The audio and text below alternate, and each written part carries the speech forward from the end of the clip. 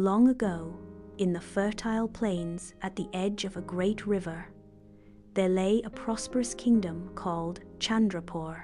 It was a beautiful land, green fields, flowing waters, birds singing in the banyan trees, and markets filled with spices and silk. But the real jewel of Chandrapur was its people, farmers, merchants, artisans, soldiers, all hard-working and loyal to the king. And the king of this land was Raja Amaravadan, a young monarch with royal lineage but a tragic flaw.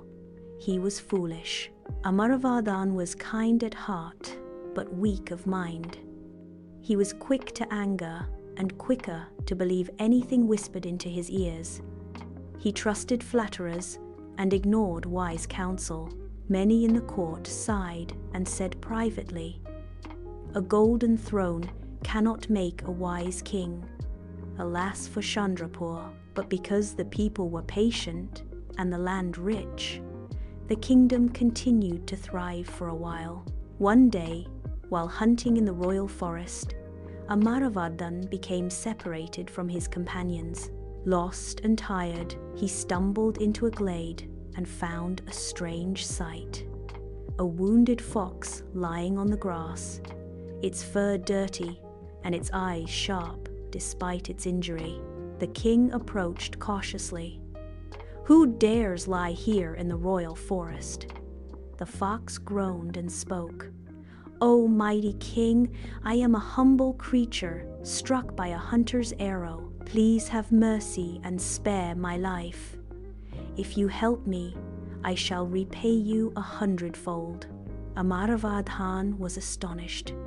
"A talking fox? Surely this is a sign from the gods." The fox grinned inwardly. "Indeed, my king, the gods have sent me to guide you. If you nurse me back to health, I shall reveal to you secrets that will make your kingdom the greatest in all the world." The king, foolish and flattered, ordered his men to carry the fox back to the palace and tend to its wounds.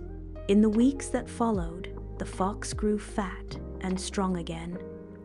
At first, he kept to himself, but slowly he began to whisper in the king's ear, "Your ministers are jealous of you. They plot behind your back.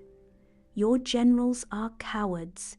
They hoard riches instead of serving you. Only I, your humble servant, truly care for your glory." The king believed every word. He began to doubt his wise old minister, Someshwar, and the loyal general Vikram. Instead, he started asking the fox for advice on everything: taxes, wars, justice.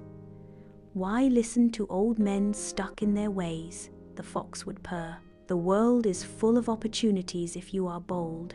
Soon, the fox persuaded Amaravadan to dismiss Someshwar and promote flatterers to key positions.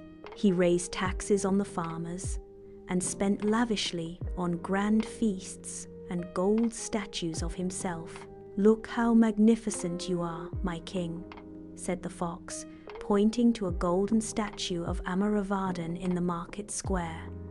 "The people worship you already." But outside the palace, the people grumbled.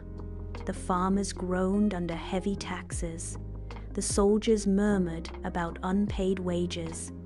The merchants fled to neighboring kingdoms. One evening, the king's childhood friend and commander of the army, Vikram, came to him. "My king," said Vikram, bowing low, "I beg you to open your eyes. This fox fills your head with lies. The people suffer. The treasury is empty. Enemies gather at our borders. You must send him away and listen to reason." Amaravadan turned red with anger. "You dare speak ill of my dearest counselor? Guards, throw this traitor out of the palace." Vikram left with tears in his eyes. That night, the fox came to the king and said slyly, "You see, my king, even your oldest friend plots against you. Trust no one but me." And the king nodded, believing every word. The fox, emboldened, grew even greedier. He convinced the king to wage an unnecessary war against a peaceful neighbor, promising easy victory and glory.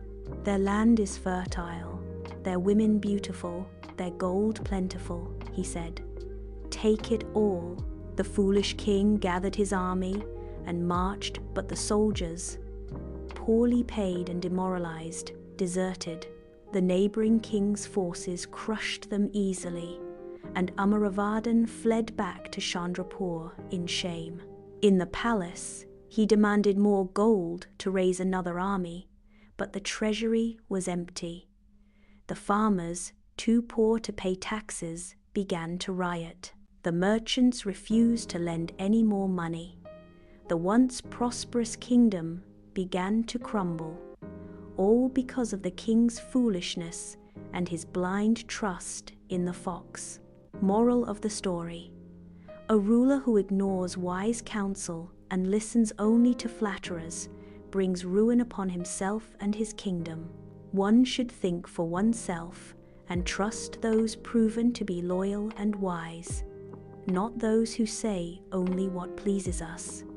Please subscribe the channel and press the bell icon.